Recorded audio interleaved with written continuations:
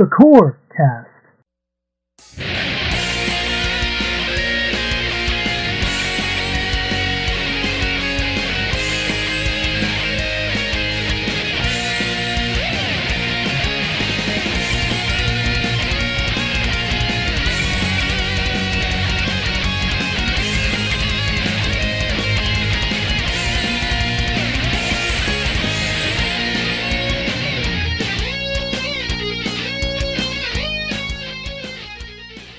Welcome to the Shoot the Corecast, the official companion podcast to RF Generation Shmup Club.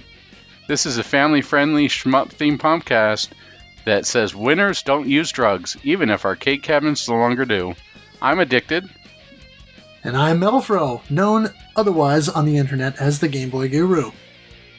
This month we're going to be playing, we have been playing 1942 with participants MetalFRO, Addicted, Easy Racer, the Immortal Duke Togo, Bickman 2K, Normatron, Dingo, Square Air, Newpile, Deadman, and Crabmaster 2000.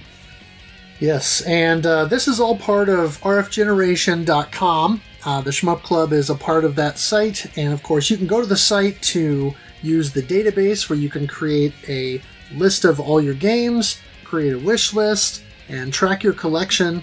And of course we also have forums. There are articles on the front page that both Addicted and myself contribute to and provide articles every month. And there's lots of great content on the site. And so make sure you go check that out, rfgeneration.com. My favorite part of rfgeneration.com is the ability that we have multiple regions on there. I love being able to find obscure, either, let's say, Brazilian or South American games, Japanese games, Korean games. It's added in by the community, which means you're going to get a lot of stuff you wouldn't see in other collection tracking tools. Absolutely. Yeah, it's fantastic. I love the collection tracking database, and I also really enjoy the forum itself, just because, it's fun to, get topics going and talk to people about things, and plus the Discord. We've got a Discord channel for RF Generation, and so that's been pretty active as well. A lot of good discussion. Speaking of discussion, would you start us off for the 1942? Yes, so 1942 was developed by Capcom, aka Kabushiki Gaisha Kapukan. It was started in 1979 by Kenzo Tsujimoto from the Japanese company IRM and their subsidiary Japan Capsule Computers, which one assumes that Capcom was a portmanteau of Capsule and Computers. Capcom was an early developer of shooting games. The first arcade release actually was called Vulgus, and that was not only their first game, but also one of the early shooters that came out in 1984. And then December of that same year is when they released 1942. 1942 helped really catapult Capcom to a degree of fame, and as most of you know, it spawned a whole series of games, and it showed that it was something other than just an Exevious clone. The 19XX series, of course, became a long-running series of games that Capcom was able to capitalize on and help to kind of establish them in the international market. One of the things that makes 1942 so odd is that it's a Japanese developer making a game about World War II, but from the opposite perspective. Your role in the game is to play an American pilot piloting a P-38 Lightning to take on Japanese forces over Midway and multiple other locations. Now, of course, one thing that I guess is a bit of a downer here is we're talking about the beginning of Capcom's shoot-'em-up legacy. Unfortunately, their legacy has kind of been absent the last couple of decades. Capcom has not produced their own shoot-'em-up since 19XX, The War Against Destiny. They have published several because there were a couple of developers that created games using CPS2 hardware. such as Cave, who did Pro Gear no Arashi, and then Rising produced both Dimahu and 1944 The Loop Master, which, if I'm not mistaken, is considered canon in the 19XX series. All of that was on CPS2 hardware. And then they also published some shoot-'em-ups from other companies on the Dreamcast. For example, Gigawing by Takumi or Gunbird 2 by Psychio. Otherwise, they've kind of been absent from the shoot-'em-up scene outside of re-releasing their old games and their old catalog via Capcom Classics Collection and things of that nature. Now, 1942 was notable for a number of reasons. It introduced some new scoring mechanics, such as the level end percentage grading. So based on how many planes and enemies you shoot down, the percentage of enemies that you shoot down grants you a bonus at the end of the level. And it goes up significantly as you get closer to 100%. It is the first scrolling shooter to expand your firepower by giving you kind of side-mounted mini-planes, known in the game as wingmen. Of course, Galaga did the twin ship early on, and then you see in later shooters like Terra Cresta or UFO Robodangar that kind of expanded upon that by being able to build up your ship and add to it. But 1942 kind of brought that innovation into the scene. 1942 was also excessively long. Rather than a handful of kind of infinitely looping stages, like some other shoot-'em-ups where you have just a few levels and then it'll loop over and over, like Gradius, for example. 1942 had 32 individual stages across the 8 different areas. Like I mentioned, Midway, Marshall, Atu, Rabaul, Leyte, Saipan, Iwo Jima, and Okinawa. And there are 4 boss encounters along the way. And I think 1942 might be the first shoot-'em-up to really have a sort of David and Goliath scenario, where you have this tiny little plane against a giant boss that practically fills the screen. I believe it's called the Ayako, and it's huge compared to the P-38 Lightning that you pilot, or that the plane is known in the game also as the Super Ace. But a lot of modern shooters and later games kind of took that and ran with it and made large boss characters that were way bigger than your small sprite. But I think 1942 was the first game to really bring that innovation in. Xevious before that, of course, had encampments and bases and things that you would fight, but nothing on that scale. It's also the first arcade military-themed shoot-'em-up. As I mentioned, it was made by a Japanese company, but you're flying an American plane taking on Japanese forces, and it is loosely based upon the Battle of Midway in the Pacific Theater of World War II. It's also, I think, probably the first shoot-'em-up with a hitbox that is smaller than the size of the sprite.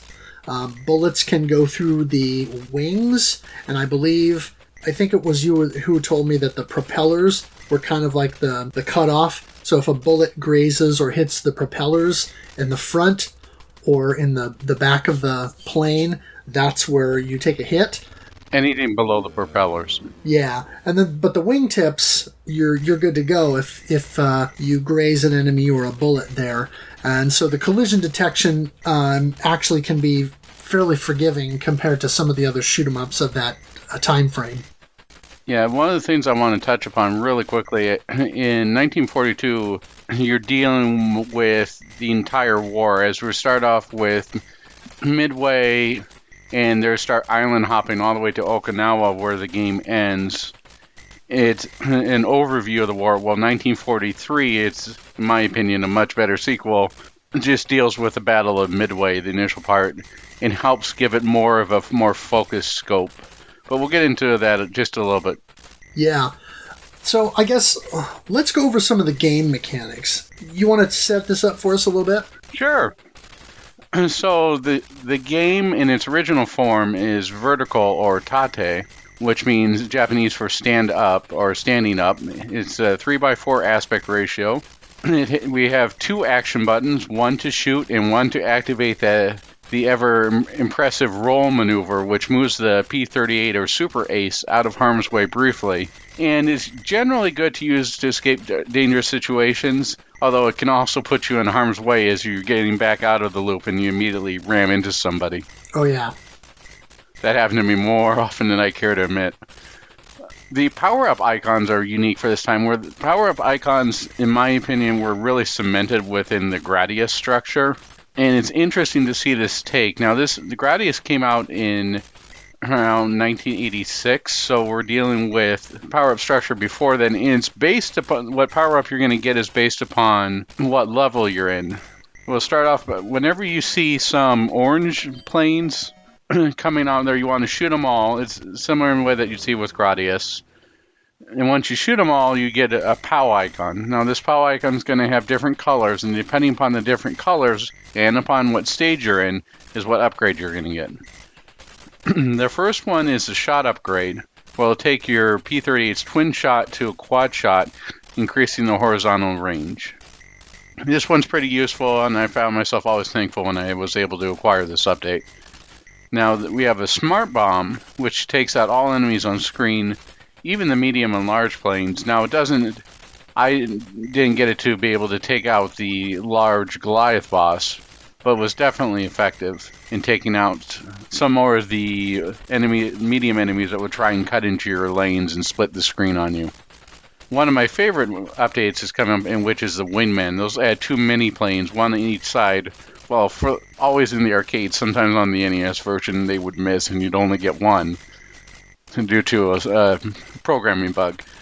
But they help further increase the horizontal range, and those stick with you until those are died. So if you, in between stages, you're going to be landing on the aircraft carrier, and when the planes just sort of wait for you, and when you take off again, they rejoin you.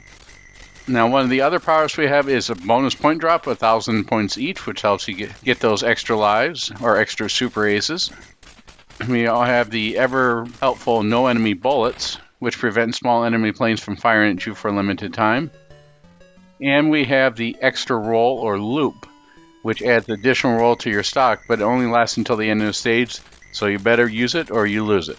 Yeah, and one of the interesting things about the power-ups is, like you said, I think a lot of the structure for power-ups was established in later games, and sort of there was more of a formula where power-ups were more well-defined. In this game, every power-up is literally an icon that says POW, and is just the different color schemes that they use in order to determine which is which. So, for example, in the first stage where you get the quad shot power-up, it's sort of a grayish green with a black outline, and so you know that's your quad shot.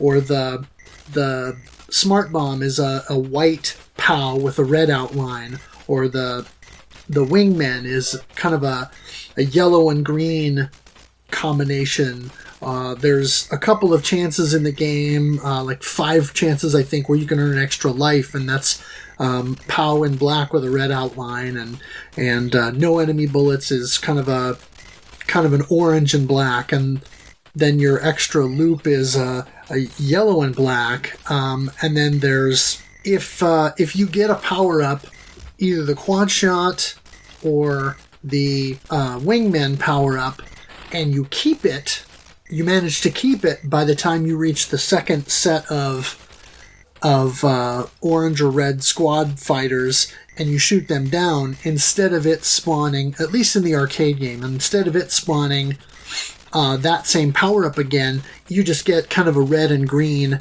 icon that just gives you 1,000 point bonus.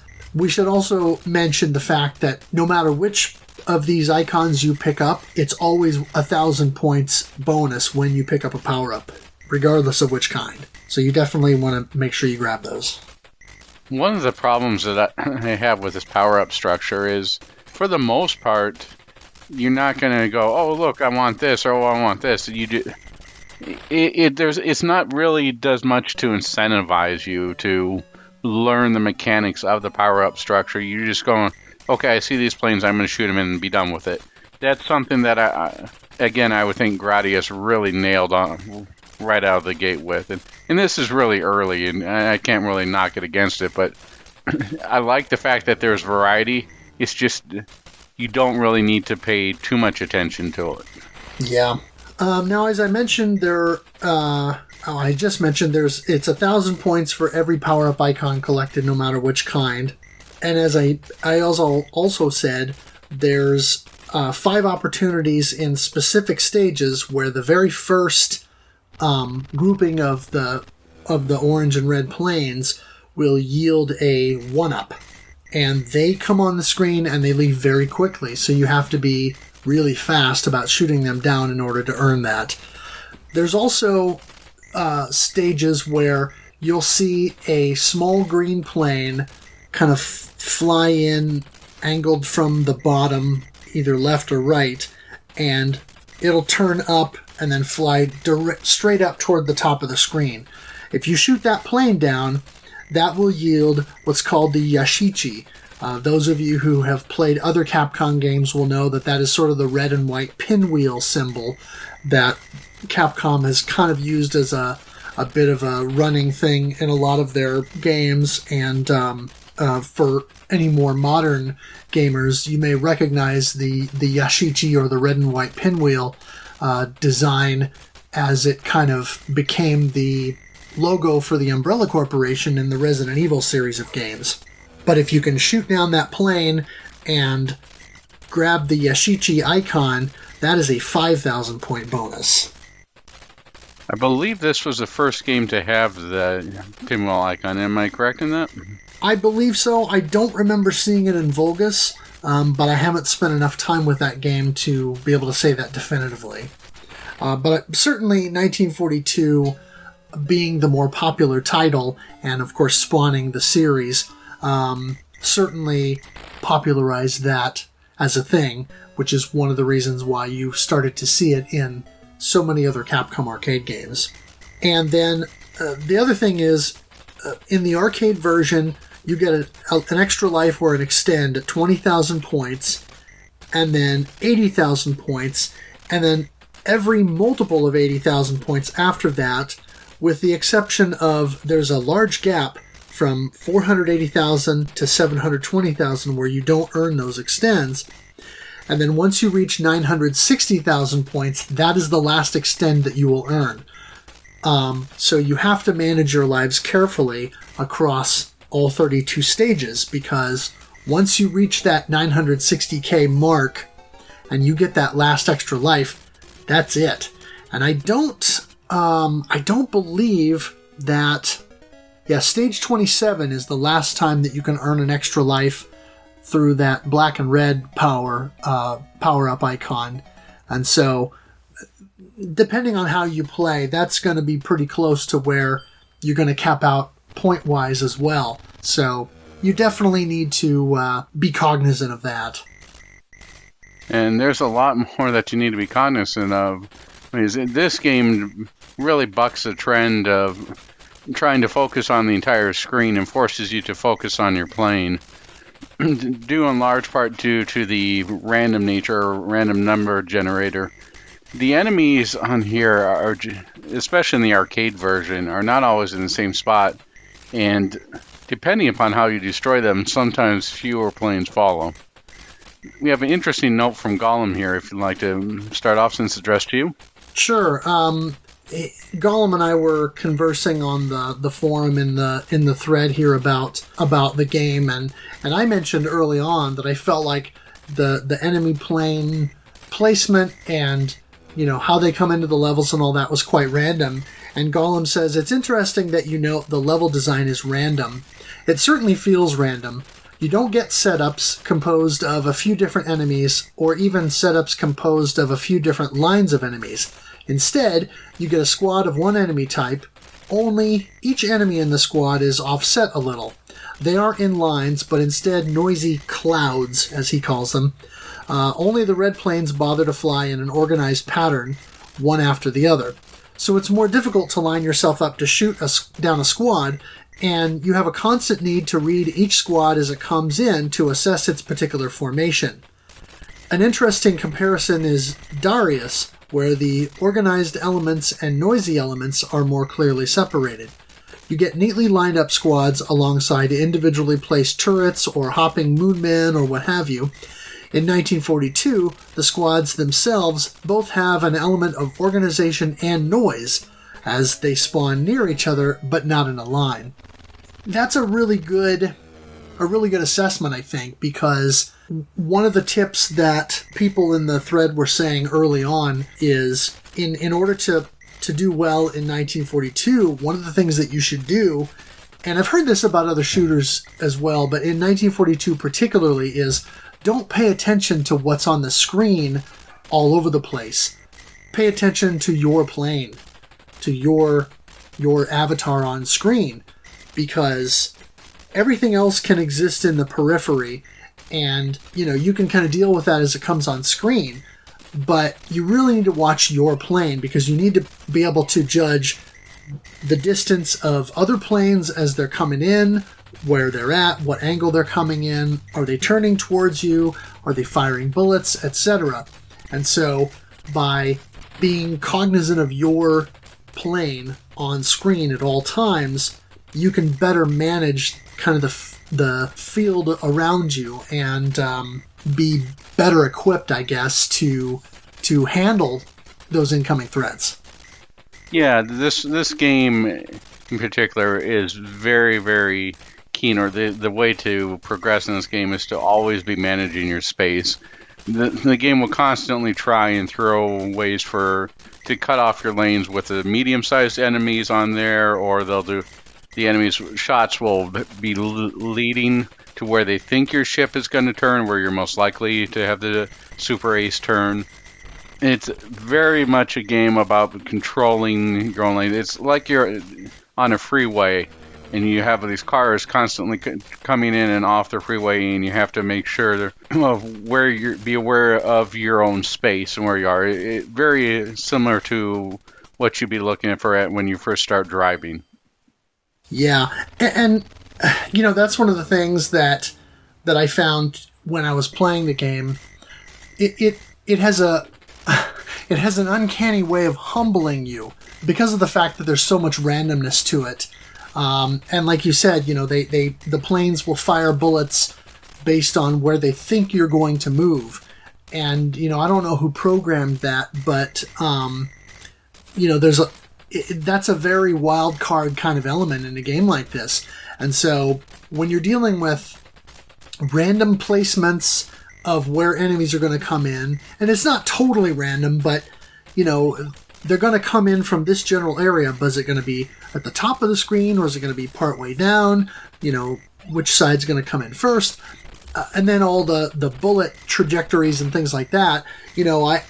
I was playing, as I started to kind of learn the flow and sort of kind of get a groove with the game. I did a 200,000 plus point run where I was, doing relatively well. But then I kind of messed up toward the end of that run and lost several lives in quick succession. Well, then the next time I played, I didn't even hit 20,000 points to get my first extend, because I would get sniped by enemy bullets just because of how I was moving back and forth and, kind of down and around. So, yeah, it really has a way of taking the wind out of your sails when you're trying to do it. Especially, at least I felt this way, especially since I was playing very aggressively. I wasn't playing just for survival. I was trying to learn enough about enemy movement and all of that stuff to take out as many planes as possible so I could make sure to maximize that end level percentage bonus. And so some of that is probably my own, I'm my own worst enemy in that way.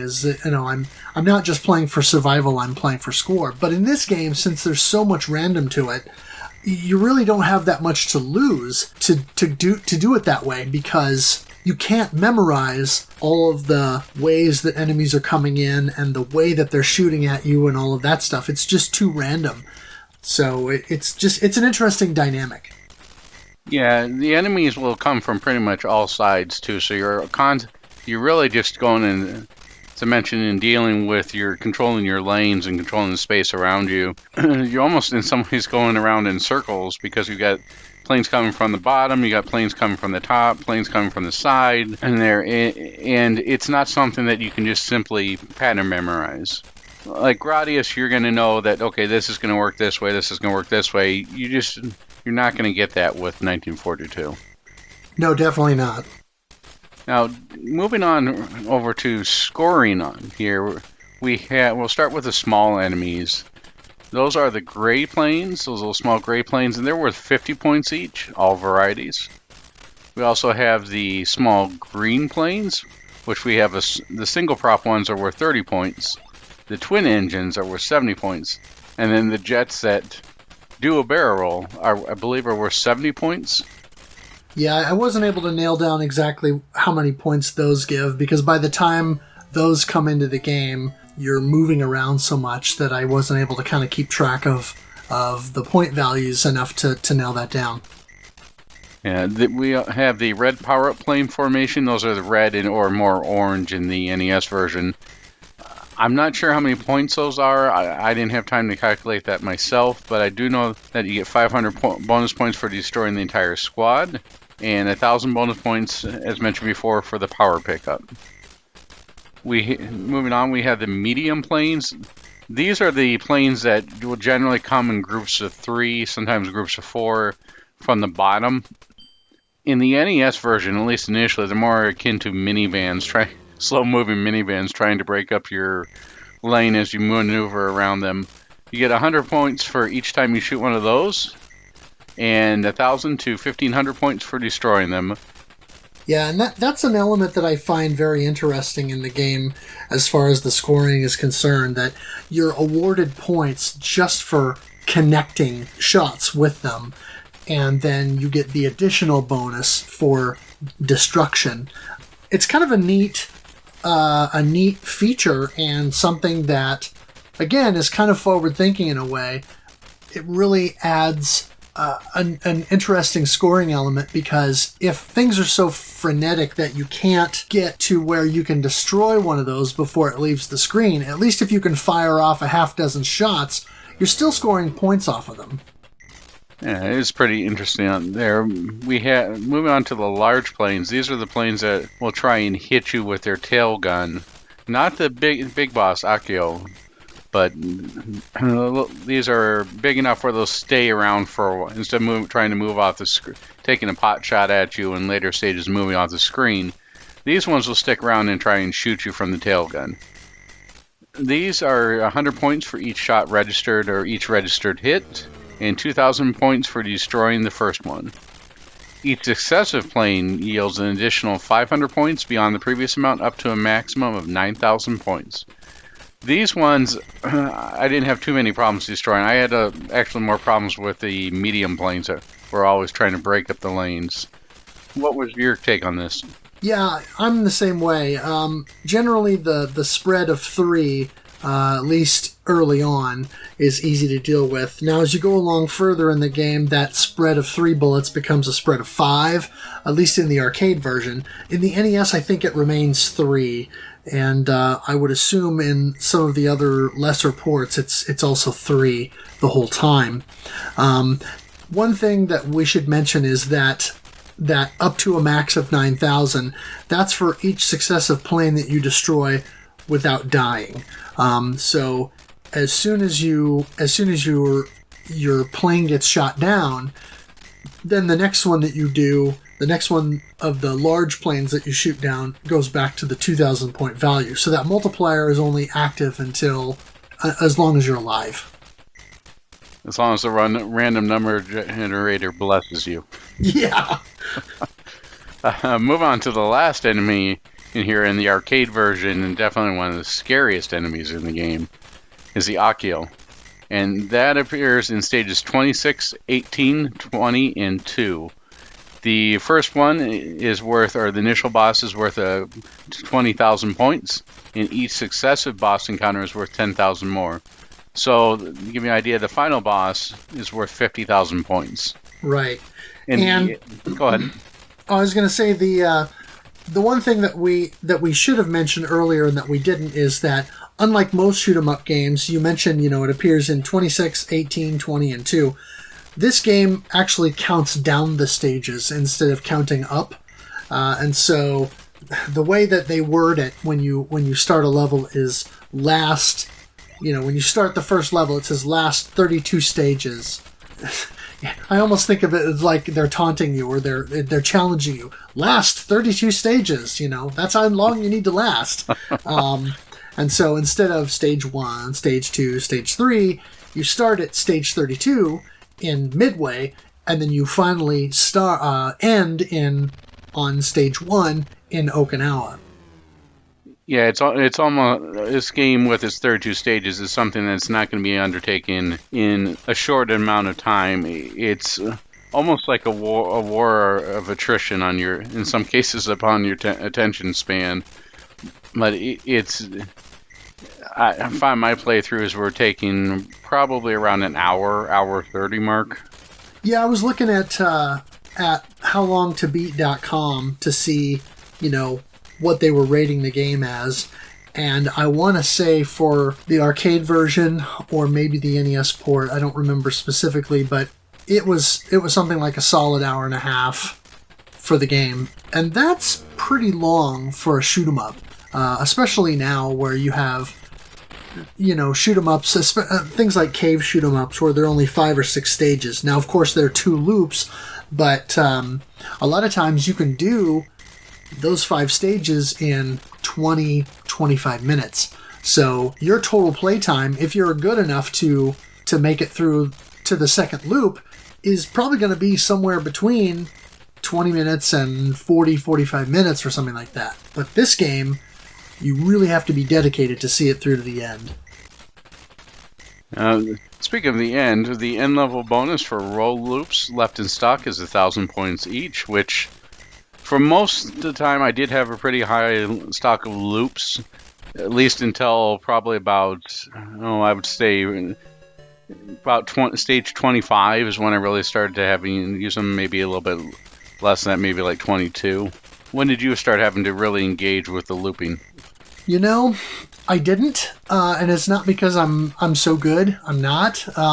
It's more because A, I would forget to use them, and B, when I would remember to use them, it was usually in that split second where my plane was already being rammed into by a medium or large size plane from behind, or I was getting myself into the middle of a swarm and thought, maybe I'll use the roll to get out of this, but I didn't hit the button fast enough.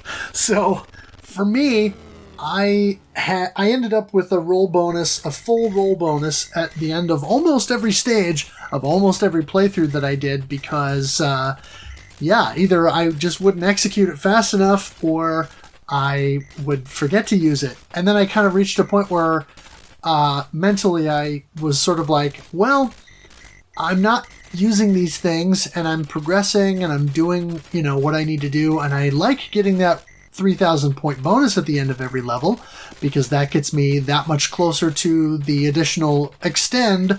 So I'm just going to roll with that. Pun intended. Jeez, yeah. The lightning from 1943 is just so much more useful, and oh yeah, it's one of those things that it's definitely another risk-reward factor. As you get further down from starting down, let's say in the teens on there, it almost becomes a necessity and something that when I was playing the arcade version and I encountered the first Akio, that I really had to use that to get anywhere, in the closest I got to ever destroying the first boss or the first Akio in the arcade version was thanks to the loops. But you also have the problem with the loops. As you're looping back around, you could just smash into a plane that decides to veer left and kamikaze into you. Yeah. So at the end of each stage, as we mentioned before, you're given a percentage that breaks down there. Can you go through the breakdown real quick? Sure. So if you shoot down less than 50% of enemy planes, you get nothing, as you should, because that means that you're not being very aggressive. If you're between 50 and 59% of shot down planes, you get a 1,000 point bonus. Between 60 and 69%, you get a 2,000 point bonus. 70 to 79% is 3,000. 80 to 84% is 4,000. 85 to 89 is 5,000. 90 to 94 is 10,000. 95 to 99 is 20,000. And at 100%, you get 50,000 points. And of course, that is the goal, is to try and reach that elusive 100-point shot down percentage. I want to say that in my playthroughs, at least in the arcade version, I probably only accomplished that once, maybe twice. On the NES version, I probably did that a small handful of times. But wow, in the arcade version, it's really difficult. What did you find with that? Oh, on the arcade, definitely, with the random number generator, and there's always like a plane or two that snuck on by. It was even with the auto fire that's given in the Saturn and PlayStation port, it still maintains it extremely hard. And I believe it was Square who mentioned that in the forums. Yeah, he said something to the effect that in the arcade release at least, that 100% bonus is incredibly difficult to achieve. And I think he also said that he was only able to achieve it once. And, of course, he scored well over 1 million points in a couple of his playthroughs. And so that's saying something. A lot better than I did, that's for certain. Speaking of point scoring on there, we have a tip from Crabmaster 2000 who points out if you die on the NES version, if you die during a boss battle, you will respawn right at that fight after killing the boss player, which in this case is the Akio again. The level is immediately over, so you get the 100% enemy kill bonus. It's possible to exploit this for anyone going for a high score. Now, this sort of reminds me of going back to Raiden 5, where if you accidentally died on the boss and it ended, they said, "Hey, you did a great job, 100%," and then gave you a huge bonus for it. Yeah, it's funny how those things work. Yeah, the other thing he mentions is that for some reason in the NES version, you get a 100,000 point bonus for the 100% level completion. And so in terms of exploiting that situation with the boss where you die right before the boss and then kill the boss and then get the 100,000 points, that is definitely worth doing if you have the extra lives to spare so that you can boost your score. Speaking of scores, just looking up the high scores that were posted per version, Square Air handily took away the arcade high score by playing the game in MAME for a, I guess, relatively authentic experience. He scored 1,567,190 points, which was pretty outstanding. He said he didn't clear the game, but he got close, and so he must have been very aggressive in order to reach that score. On the PSP version that came with the Capcom Classics Collection Reloaded, I believe, Crabmaster 2000 had 261,580 points. I messed around with the PSP version a little bit. I don't remember where I ended up. It was somewhere close to that. And of course, on the Sega Saturn, I was playing along and was able to reach 291,310 points.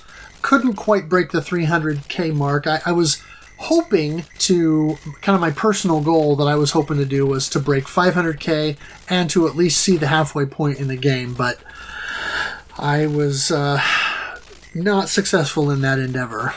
Crabmaster 2000 also had the high score on the NES version with 1,433,550 points, but there were also a couple of the others of us who cleared the NES version and at least got a 1cc. that being also Easy Racer and myself.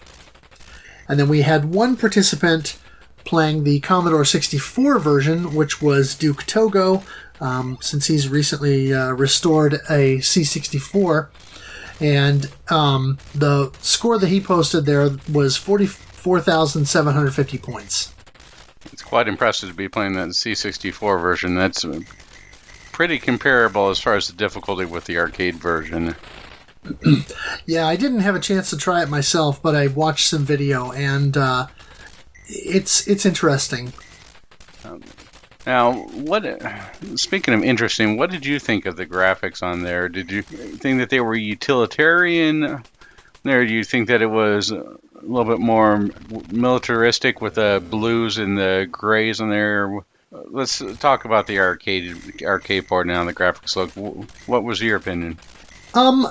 In general, I liked the graphics. I thought the plane designs were nice and reasonably detailed for their vintage. I enjoyed the explosions. They're not impressive by any means, but they have a nice sort of semi-cartoon explosion kind of look to them. Think about an explosion that you might see in the Transformers or something like that from the early 80s, and translate that to early pixel art graphics, and you have something similar to that on a smaller scale. But yeah, I think overall the graphics were good. If you compare it to Vulgus, which came out earlier that year and was Capcom's first shoot 'em up, it's definitely more colorful, because Vulgus was a lot of grays and browns and black and red, and it's all very dark and drab. But 1942 mixes things up a little bit, because of course you got the blue water, and then you also have a lot of greens with flying over islands and things like that, lots of trees. You have some lighter browns because you're flying over beach areas and things like that. Plus you've got the bright green planes, you've got the red power-up squads, you've got the gray planes, and so it's not a ton of color, but it's a lot more bright and interesting to look at, I would say, than Vulgus. It's also, I think the color scheme works well for the game because of the military theme. If you compare it to something like Xevious is bright and colorful, but it's bright and colorful to the point where it's almost a little bit gaudy. But then there's a contrast in Xevious where there's a lot of gray and stuff like that for, the ground turrets and cannons and things like that, and then the encampments and bases at the end of the levels that you have to fight. And so you kind of have this contrast between the bright, really bright blue water or green grass and things like that you're flying over, with all this kind of drab gray. Whereas 1942, I think, and if you'll allow me to pun, it brings it down to earth, so to speak, by having a slightly more muted color scheme. There's still bright blue and bright green and things like that, but it's not quite as harsh as something like Xevious. So I think overall it worked pretty well in the arcade original. Yeah, I really appreciate the earth tones along with the military theme worked really well, and you're not giving it all of a sudden you don't see this pink plane barreling towards you trying to take you down, or this polka dot plane or something silly like that. It stays realistic and sort of gives you that empowerment and that look of it's me against the entire Japanese army on here, and it looks as realistic as you would get in 1984. Sure. It does a good job, at least in the arcade original, of keeping, for the most part, everything distinct, and you can identify what is what. As soon as those orange planes come on the screen, you go, okay, these are special, these are different from the other ones. And it really does a pretty good job with the sprite work in helping you identify what things are and not to get confused or have the bullets match in with some of the scenery or some of the backgrounds, and all of a sudden you wonder why the heck your plane was destroyed. Yeah, I think when you start to get up in levels a ways and there's a lot of scenery, bullets can get lost in the shuffle there. But the way that the bullets are colored, the color scheme that's used against a lot of the kind of green trees and shrubbery kind of motif that a lot of the levels have in the islands that you're flying over, there's still enough definition there that, as I said before, if you're paying attention to your plane and kind of looking at the periphery and the space around you, you can see that stuff as it's coming in. And so you should still be able to make out bullets and things enough to be able to have a chance at avoiding them. Yes, definitely in the arcade version. However, the NES version, that was a different story. I had terrible times trying to figure out where the bullets were coming from as we're flying over the islands because of the limited color palette of the NES and the fact it was a Micronics port, but we'll discuss that a little bit later on. Yeah, and Easy Racer made mention that he said the most of the backgrounds didn't bother him too much, but the backgrounds from level 4 to the end just seemed sadistic. And I noticed this too when I played through the NES version and got my clear is, once you reach Okinawa and you're playing those last 4 levels, stages 4 through 1, you start to see, you actually get to ports and you see buildings and things like that, and it's so busy. The look of it is so busy, and there's so much going on there that, the bullets start to become way harder to make out, and there's so much visual information for you to process that it becomes a lot more work. Speaking of going from visual overload to simplistic here, what did you think of the music? Music? In all seriousness, the little ditty that plays when you start a level or when you restart like a new level after a checkpoint, or the little end theme when you die and you get game over, those are nice. The sound that plays during the course of a stage, typically, I wouldn't classify it as music. It's more like military cadence. It's just a progressive drum beat that sounds like a drum line with snare drums, but they're not particularly punchy.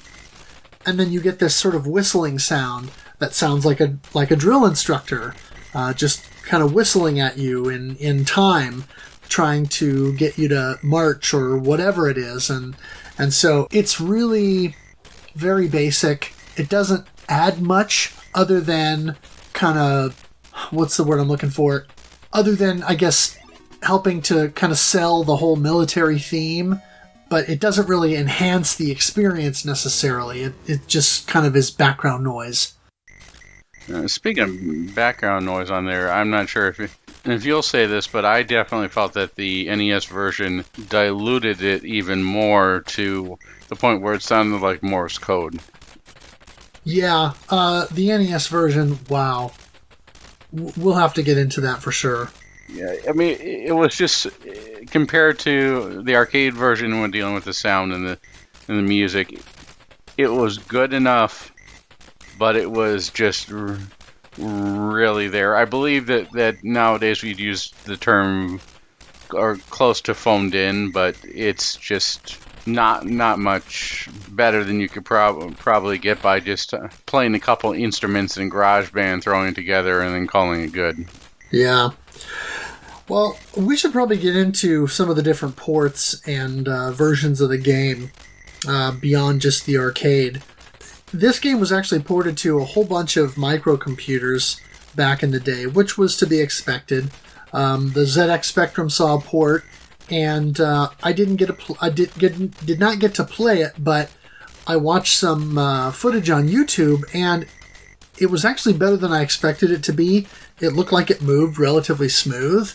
Of course, the color palette on the Spectrum is very limited, similar to kind of early 80s IBM PCs and DOS computers with CGA graphics, 4 shades and that sort of thing. I don't know how many colors the Spectrum is limited to, but it's very basic and very scaled down. No music other than like a little ditty at the title screen, but it looked like it actually played relatively decent. Contrasting that is the CPC Amstrad version, which had a little bit more music in it, Actually, the title screen theme and a little bit of a theme at the beginning of the game, kind of like in the arcade when you start a level. But the scrolling is incredibly choppy, and it just looked like it's a pretty garbage port of the game, or version of the game. I want to say both of those were done by Elite, and I think it's a British-based company. I don't remember for sure, but I believe they did both of those versions. And I don't know if there are any other British microcomputer or European microcomputers. I don't know if there was a version on the BBC Micro. There was a version on the MSX, which of course came out in Japan and at some level in Europe. It looks like it was better than either the Spectrum or CPC ports. It had decent sound from the YouTube video that I watched, and relatively typical graphics and scrolling for the MSX. See, the scrolling on the MSX, at least the MSX1 and most of those games, always had a little bit of a stuttery feel to it. But otherwise, the game looked like it played reasonably well. Yeah, the MSX was definitely not known for its scrolling capabilities. Just looking at the MSX port of Contra on how you had to move in between each individual screen, or even look at Vampire Killer, the Castlevania game on there, as you moving in between each individual screen. You wouldn't really see scrolling as a big deal until the NES. Right. And even a more impressive shoot 'em up on that system like Space Manbo still has relatively choppy scrolling. The Commodore 64 version is kind of interesting because instead of a lot of the random elements of the arcade version and some of the other ports, the enemy placement is totally static. It's always the same every time you play. But the bullet trajectories and when they fire, that's randomized. Duke Togo played that version, of course, as we mentioned, and he said it was quite difficult. One thing I noticed when I was watching video of it on YouTube is the red squadrons come in and you can shoot them down, but those aren't the ones that yield the power-ups. You just get a power-up from a random plane flying onto the screen. And the interesting thing was, instead of your twin shot becoming a quad shot, it did this thing where it just became a triple shot. And so it just sort of spread your twin shot out a little bit and then created another shot that fired right up the middle instead of the quad shot when you got that power up. And so it was kind of an interesting approach.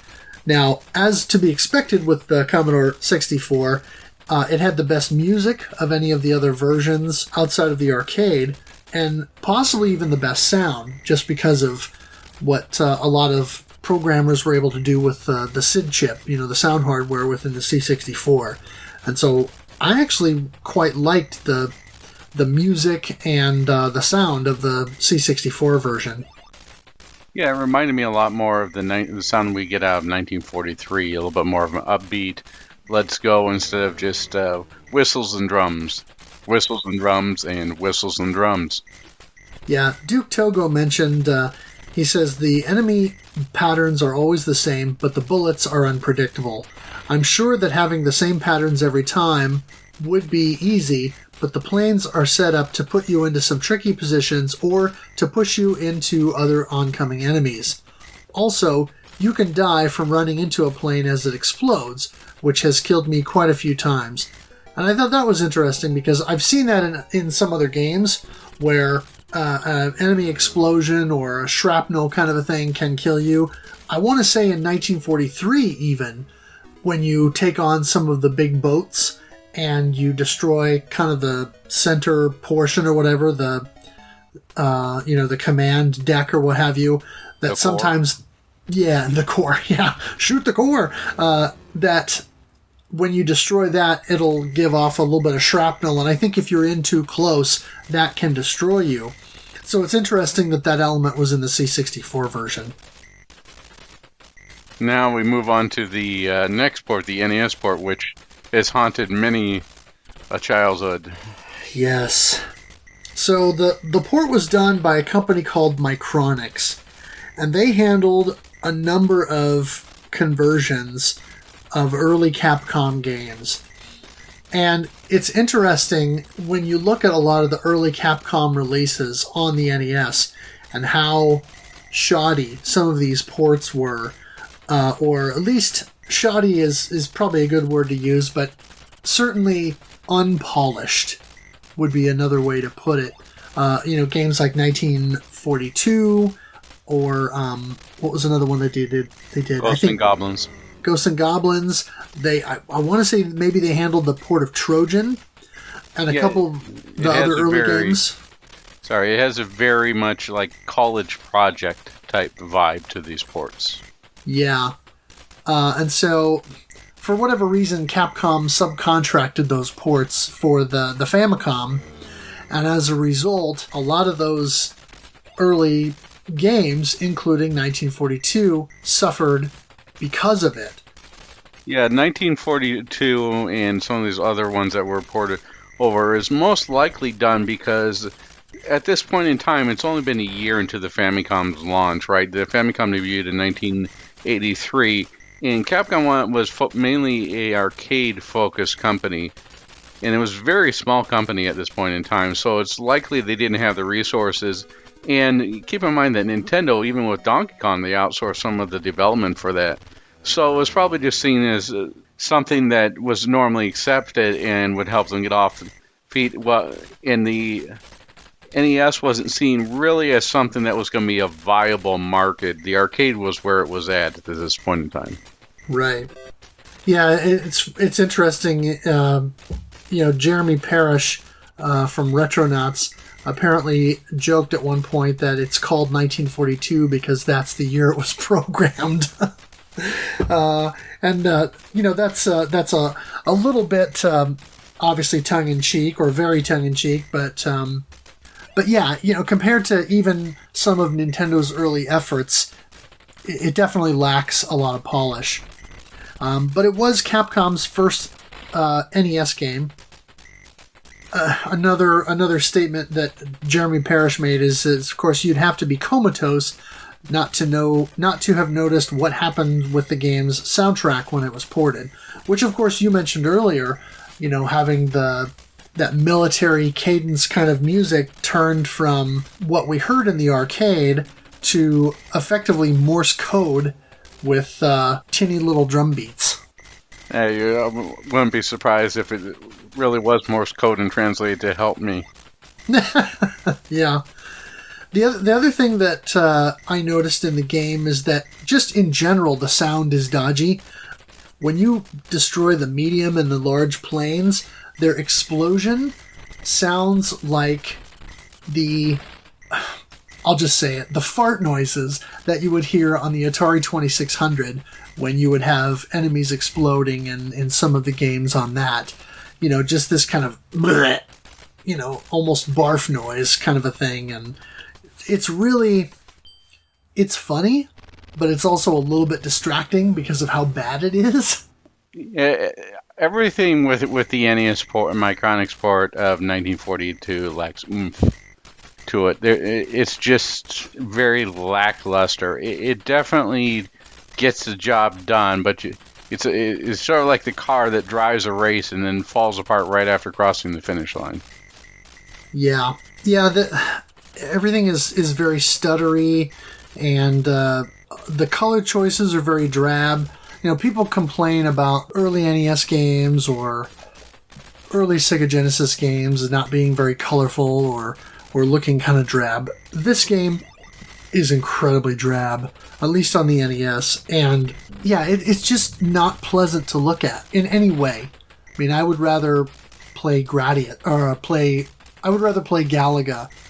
and have half the colors on screen, but have it be more vibrant and bright and interesting to look at amongst space than the dull blue dither pattern of the water, or the drab, poorly rendered pattern of trees and stuff like that on the islands. Yeah, it really makes it hard. As we mentioned earlier in the NES port, it really makes it hard to see as you're flying over the islands where the planes and the shots are coming from. because the white that's chosen for the Super Ace palette or the Plains palette works well when you're over water. But as soon as you start getting to some of these more earthy tones on there, it makes it incredibly hard to see where things are. Yeah. The game is buggy.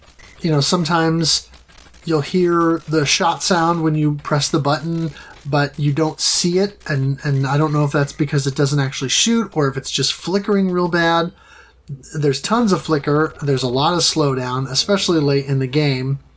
Of course, rather than trying to do the kind of black bar on the side with all your stats to keep the aspect ratio more like the arcade, it's a full 4:3. And so Easy Racer mentioned to me that of course makes the game easier to play because you have more screen real estate to work with. But I don't know, it doesn't really add anything to the game other than that. Another thing that I noticed is there were times, like you said earlier, when you would get the wingmen, and as they'd be flying on the screen, one of them would collide with an enemy and be gone. And so you'd end up with only one.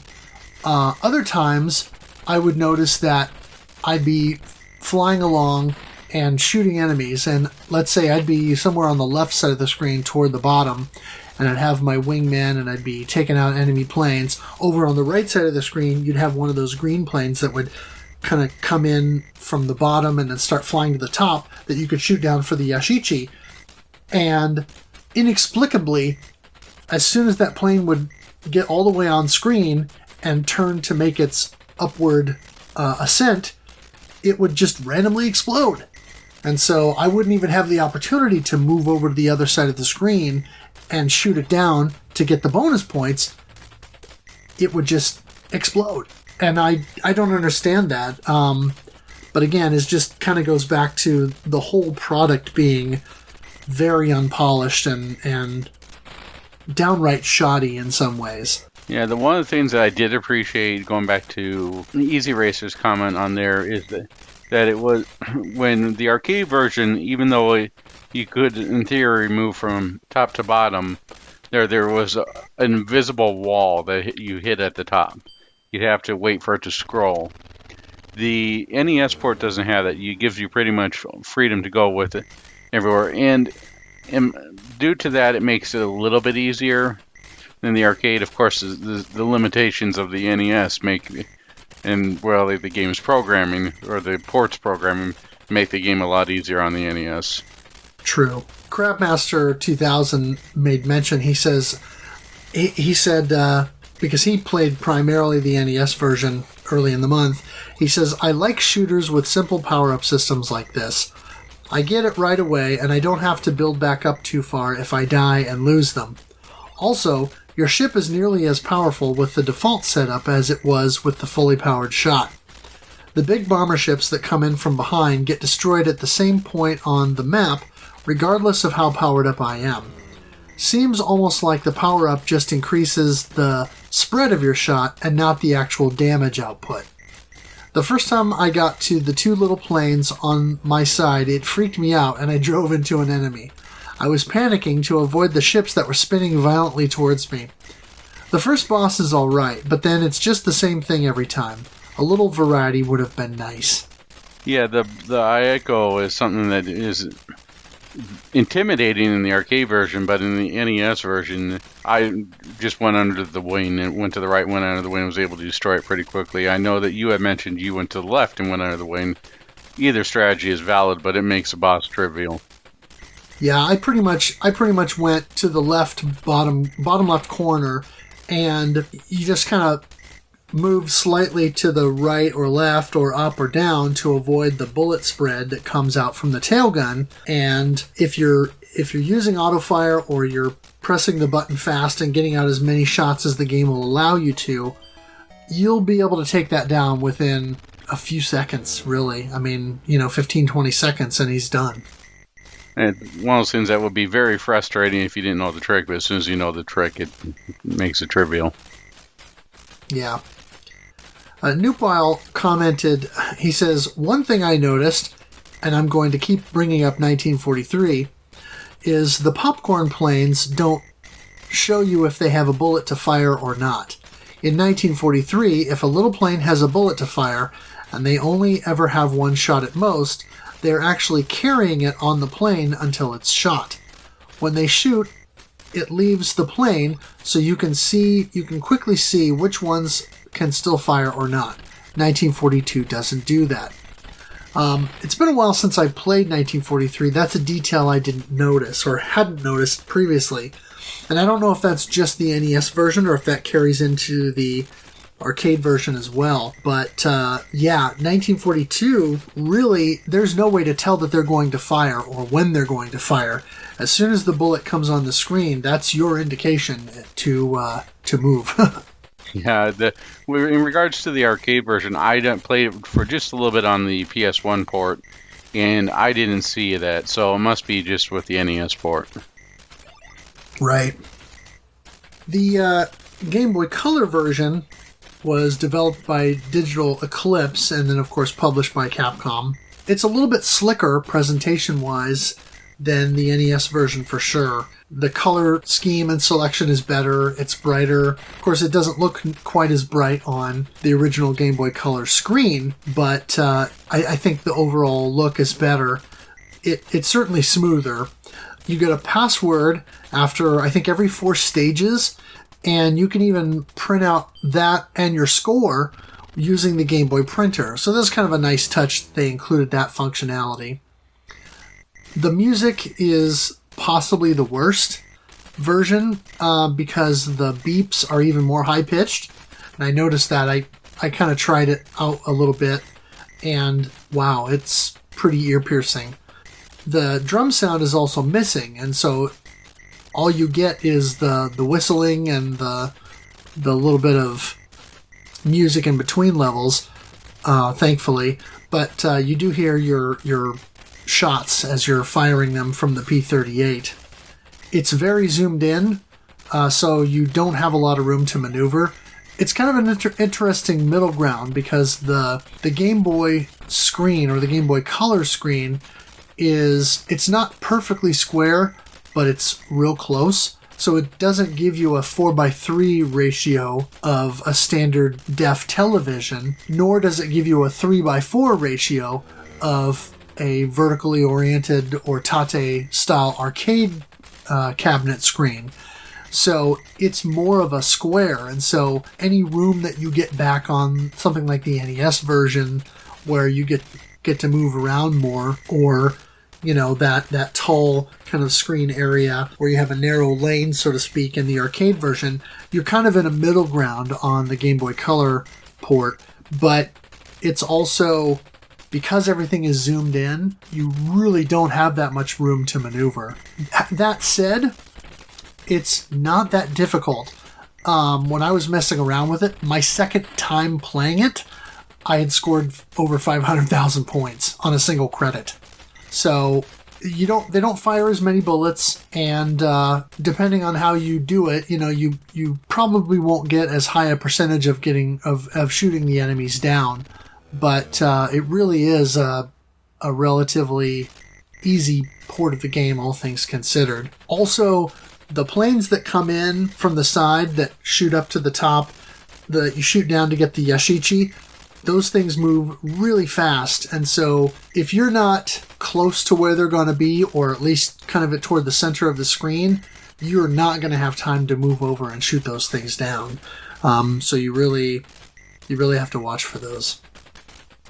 As far as the Capcom Generations release, that was in Japan only for both the PlayStation and the Saturn. The Saturn version is what I spent most of my time on during the course of the month, until toward the end when I focused on the NES version for a little bit. But I'm not going to say they're arcade perfect, but they're awful close, if not arcade perfect, for all intents and purposes. Both of those collections also include 1943 and 1943 Kai. And one interesting thing that I found is that they have 2 levels of auto fire. So on the Saturn port specifically, I can speak to that. The left trigger gave you kind of a medium auto fire where it would have a little bit of a delay between each round that it fires. And the right trigger gives you much more of a rapid fire kind of situation. And so what I found is I would hold the pad and sort of hold down the left trigger as I was swinging back and forth and, moving my plane around as I was using that to take out enemy planes. In the beginning of a stage where you get bombarded with small groupings of the gray planes, a lot of times I would use the right trigger rapid fire to quickly take out small clusters of them. And then when the medium or large size planes would come on screen, I would try to run right up to them and point blank them with a right trigger using that more rapid fire auto and try to take those out very quickly so that I could dispatch them and then go back to a more medium paced auto fire to kind of have a relatively steady stream of auto fire going on. Did you notice kind of a similar thing with the PlayStation version? Yeah, the PlayStation version was almost identical to the Saturn version. The only difference that you're going to see between those is that with the version 1, Capcom Generations Volume 1 and Volume 5, Volume 1 being the 19XX or 1942 and 1943, it's going to be a little bit lower resolution, but it's going to be a better resolution because we all know that the Saturn has a minimum resolution that can support, which led to weird things such as the Castlevania or Akimaju Dracula export of Symphony of the Night. Some of the looks stretched because of the minimum resolution of the Saturn. So it's going to be a little bit more arcade perfect on the PlayStation version, but both versions are fine and both versions are identical. You get the low auto fire and the high auto fire, and both include the same number of games and play functionally identical. Yeah, a couple of the nice touches that I liked from the Capcom Generations version was, in order to replicate that 4:3 aspect ratio, you get a black bar down the right side of the screen, which has your high score and your roll counter and all that. But then also there's a kind of I won't say low res, but a pixel version of what is effectively a 1942 arcade poster there kind of toward the bottom that you can see, which is kind of a nice touch. It's something that you would probably see in collections nowadays, where you would have art galleries and things like that. You would see a high-res scan of a poster, that kind of a thing that you could move around the screen or blow up or that kind of a thing. And so it's kind of neat to see it even back then, Capcom including something like that. Yeah, it was definitely one of those things that was done with care. The other nice thing that I thought was interesting was in the game when you have your high score table, and we didn't mention this before, but you have to score, I think, at least a minimum of 40,000 points to get on the board, because the game only allows you to enter your name if you get a top 5 score, and then I think it records 15 scores total, but the name that it registers or that you see on the high scoreboard in the Capcom Generations version, the names that appear for the different levels of score are other Capcom arcade games. So you have Vulgus, X's, which came out, I think, the following year in 85 after 1942, Sun, Higemaru, I think from Pirate Ship Higemaru, and a couple of other games were used as names for the high score table. So it's kind of an interesting and neat touch there, looking back, that they included some of that. Yeah, I definitely agree. I noticed that when I had to erase Vulgus from the top score list. It's the same thing on the PlayStation version as on the Saturn there. Yeah. In the subsequent generation, Capcom put out the Capcom Classics collections, and there's Volume 1 and Volume 2 for the PlayStation and the original Xbox, PlayStation 2 and original Xbox. And then the PSP had 2 collections, Capcom Classics Collection Reloaded and Capcom Classics Collection Remixed. Now, the the reloaded version, is the one that's got 1942 on it. And one of the cool things about the PSP version is that it gives you that ability to rotate your system and play it in a tate mode, because the PSP screen is a little bit wider. Not quite a 16 by 9 screen size, but it's close. And so you can rotate that. And the interesting thing is it gives you multiple screen options. You can play in original resolution, which makes it very small on that screen. You can do what's called full, where it stretches it to the width of the screen, and then you get kind of a letterboxing effect on the top and bottom. Or a stretch mode, which literally fills the whole screen, which does not look good, and I do not recommend using that. But I was playing on that for a little bit and enjoying that. Unfortunately, the PSP version in the Classics Collection only has one level of auto-fire, unlike the PlayStation and Saturn Capcom Generations ports. So a little bit of a half step back there. I'm not sure why Capcom elected to do that. I want to mention briefly, too, a couple of related games. There's 1942 Joint Strike, which came out on PS3 and I believe also the Xbox 360. That was just in their respective digital marketplaces. It's more of a reimagining of 1942 with some various accoutrements from 1943 and after that were added to the game. So it's more of, take that original game and let's remake it, but, kind of fancy it up. So it's not really strictly an updated version of the game. It's more of, like I say, a reimagining. And then there's also an iOS version of 1942 called 1942 Mobile, but apparently it's old, and the listing for the game says that it doesn't work on iOS 11. Well, now, as of this recording, iOS 12 has been out for over a month now, and so it probably hasn't been updated in a while, and there are some fairly negative reviews of it, so it's not something I would recommend. There are some other, if you like shmups on the go, there are definitely a lot of other options that are probably far superior to that. So I guess looking at all of this and all of this stuff that we've discussed, what would you consider to be your general impressions of the game? When I first tried out 1942, I tried it out via the NES port or the Micronics port, and I liked it. It was something that I kept going back to, but it felt like I was hitting an impenetrable wall. It was something that just seemed like, wow, these games are hard, and it's just the way it is. But going back to it now, it's like, okay, the NES port is pretty simple compared to what I faced before. Now, the arcade version, on the other hand, that may be close to as impenetrable wall as I'll get. But I like it. It's great for what it is in its place and time, but it's been surpassed on many, many, many games in the 19XX series. It's a great template.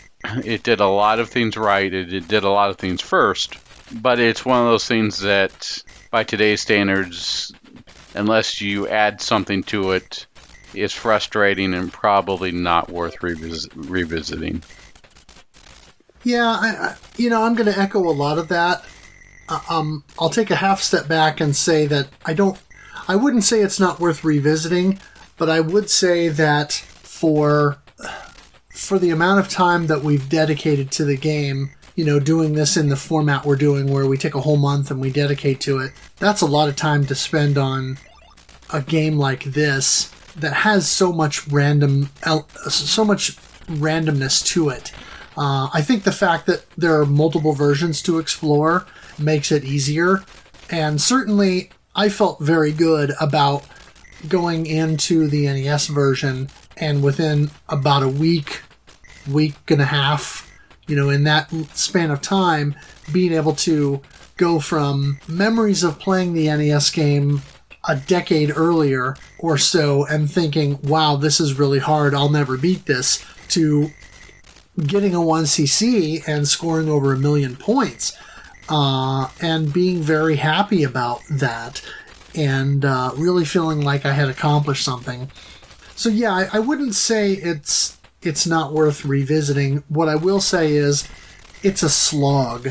We mentioned earlier that it's like an hour and a half journey through the game, and if you're going to dedicate the time to do it, you need to be prepared for that. The NES version, I will say, is probably worth playing through, because if you can learn the general flow of the game and kind of get past some of the random elements of it, it's not super difficult to reach that point. So yeah, if you've got a few nights to dedicate to it and sit down and play for a couple of hours every night or on a weekend or whatever, especially if you're someone who's highly skilled at these kinds of games, like Crabmaster or some of the other, high skill shoot 'em up players, this is one that you, especially the NES version, I think you can knock off your list pretty quickly and, put on your 1cc list just to say, hey, yeah, I did this.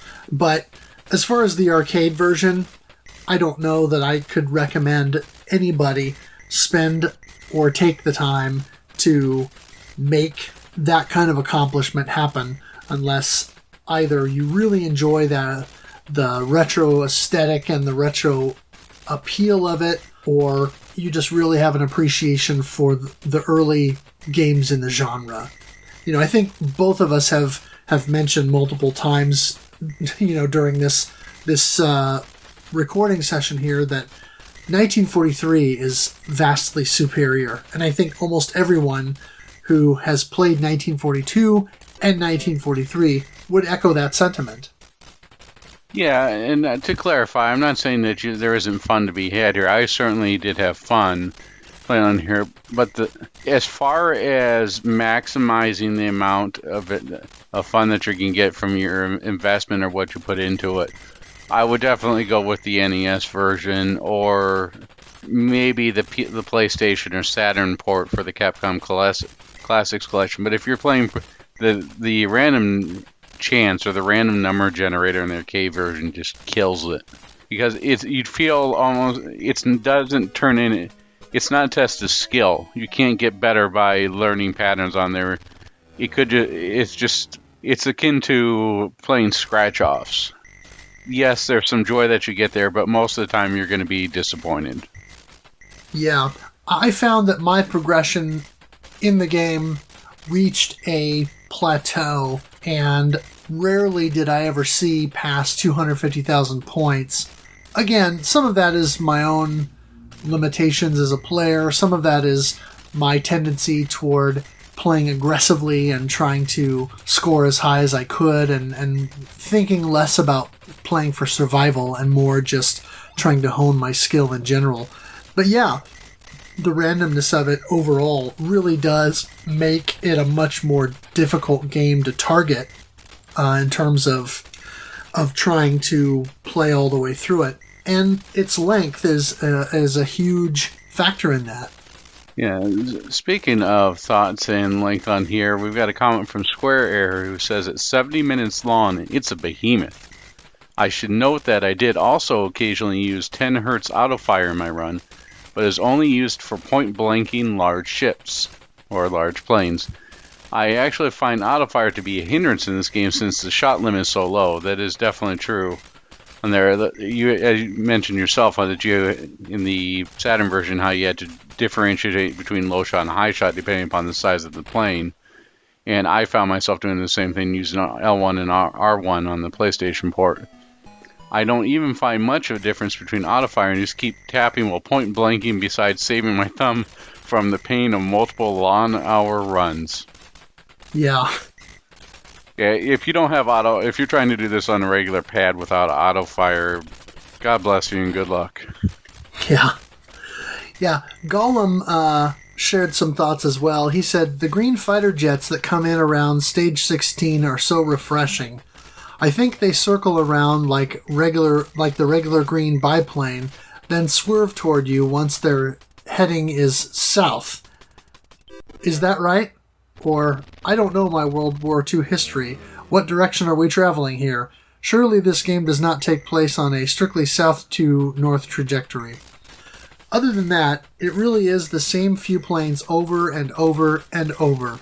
It becomes a fight against highway hypnosis, or I guess in this case, Battle of Midway hypnosis, where you watch the same planes do the same maneuvers repeatedly and try to maintain focus. Autofire definitely helps in this regard, since I haven't developed endurance for rapid fire much longer than 30 minutes. Not that my thumb falls off, but it doesn't feel good. He also says, is it just me, or is the first stage weirdly hard? I always lose a couple of lives there and think my credit is scrapped, but then I'll survive past it and have a fine run. And yeah, I've noticed that too. Like I said earlier, it has a way of humbling you very quickly, where in the very first stage you can get sniped by an enemy and just lose a life. Especially, I find it especially annoying when I just get the power up to get the quad shot, and within seconds will get sniped.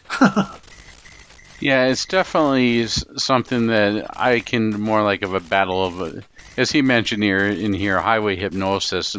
It's a battle of attrition, and there sooner or later you're going to make a mistake. Not whether it be in the random number generator that you're doing with the arcade, or with the slow speed and just monotony of the NES version. Yeah. Normatron also says, I may try a little more on the NES version of the game, but this is my high score I was able to take a snapshot of, which he posted in the forum. He says, it's funny. I can get much farther in this one, and the one on the Capcom collection, arcade collection, I like more, even though it drives me crazy. And I would echo that. You know, the NES version is easier to play and easier to get further in because of the things that we mentioned before. But the port is just so riddled with issues that, yeah, the arcade original is more fun to play because it's more hectic, it's more frenetic. You know, you definitely have to be a lot more on your toes with it. But it does get maddening pretty quickly because of all the RNG and how difficult it is to maneuver through, waves of planes and bullet spam and all that. It's definitely something that will be okay to deal with in short bursts, but if you're dealing with something for an hour and a half, it does truly try your patience. Definitely. So, any final thoughts, I guess, on 1942? It's something that I think I could see myself coming back to again, and definitely playing the NES version again despite its faults. But if you're not coming in for something to enjoy, or for maybe in some ways for the historical aspect of it, you might want to just skip and go directly to 1943. Yeah, this is one of those things where I could see myself pulling the Capcom Classics collection or the Capcom Generations out and mess around with 1942 for 20-30 minutes and go, okay, that was fun. Now it's time to move on and either go to 1943 or something else that's going to have more depth and be more fun to play for a longer amount of time, or just to kind of focus on more specifically. So that is 1942 by Capcom. What do we have coming next? We're recording this in November, so right now we're playing Steel Empire, and we're looking at all versions of that game. Of course, the Sega Genesis and Mega Drive original. It was released on the Game Boy Advance. That came out in Japan and Europe. Sadly, we did not get it here in the States. It was also released later on the 3DS in the eShop, and has been recently released within the last few months on Steam, which is based on that 3DS release. And so we've got some interesting conversations already going on in the forum, and this is going to be a fun one to talk about, I think. Yeah, this is the one that's done, I believe, by Hot B, which gives you I really like the fact that it gives you two different planes, plane and a blimp to choose from. The steampunk aesthetic is really nice. You have what's sort of a oddity in a shmup. You have the ability to shoot forwards and backwards, which I really liked in their previous game, Over Horizon. It adds a little bit to the a little bit different way that the flow goes. And overall, I was really impressed by this game. It's something that if I had just seen it by the box art alone, I wouldn't have given it a chance. It's not something that draws its attention to, such as, let's say, Musha. On there, Sure. it's definitely something that I hate to use this word, but would probably be considered a hidden gem had it not been for the internet. Sure. So look forward to our discussion of that next month when we have the next episode of the podcast. In December, we're going to be doing our first head-to-head side-by-side comparison here. We're going to be taking a look at a couple of early, what I'll call proto-shmups, non-scrolling games from kind of that era of the early arcade and Atari 2600, kind of first-generation games that sort of take the Space Invaders and Galaxian formula and iterate on it in their own way. And so we'll be looking at iMagic's Demon Attack and then Spider Fighter from Activision, both on the Atari 2600. Super easy games to play, pick up and play for a few minutes and try to get a high score and see what you can do. We'll be looking at those two side by side to see what each one brings to the table that's unique and how they compare. And it'll be a real interesting thing for those of you who are participating with us on a month-by-month basis. You know, we know that everybody's busy in December, and you know, there's always a December competition with the regular playthrough, and that, you know, is kind of tied in with the RF Generation Playcast. And so this year they're doing the golf tournament. So we figure, let's do something light and easy. It's not going to take people away from their other commitments and their families and things like that during the holiday season. And that way, you know, we can still kind of do something fun that's not going to be a big time commitment. And Spider Fighter should be available on the Activision anthology that you can find on the PS2, and I believe it's also on the Game Boy Advance. Yeah, and I want to say that Demon Attack has been included in one or more Activision compilations, because I want to say that Activision either bought the rights or licensed the rights to several iMagic games. And I also think that more than one of the Atari flashback devices also has Demon Attack on it. So outside of original hardware, there are plenty of ways to play both of these games. Would like to give some shout-outs. Of course, we want to shout out Sir Flash of Studio Mudprints and Bullet Heaven. He designed the logo for the podcast. And speaking of our logo, we now have t-shirts. If you go to redbubble.com, we have the Shoot the Core Cast logo shirts there. We'll have a link in the forum post for the podcast to link you directly to that location. But if you just go to redbubble.com and search Shoot the Core, you'll see our shirt as one of the top results, and you'll be able to buy a t-shirt and support the podcast that way by, you know, representing and spreading the shoot 'em up love, so to speak, by buying a shirt and you know, getting the word out. Also, like to shout out Kogasu, who provided the intro and outro music. Awesome guitar remixes of Gallantry from the Raiden series, and then also track from Gradius 3. And of course, again, rfgeneration.com and the RF Generation Playcast podcast companion for that. And always great listen on that podcast, so make sure you check that out as well. We also need to give a major shout out to Pericles, who was gracious enough to let us use the audio portion of his 1942 clear that he put up on his YouTube channel. Since there's not really much in the way of music in 1942, I thought it would be nice to have something in the background, so we actually just used the full audio from his clear that he did of the game. So again, thanks to Pericles. Make sure you check his channel out on YouTube. Just search Pericles STG. That is Perikles space STG, and check out all of his various excellent shoot 'em up videos. Anything else that you want to mention or shout out before we call it a night? I just want to thank you for listening and hope to see you for this November for Steel Empire. Sounds great. Thank you all so much for listening, and have yourselves a great day.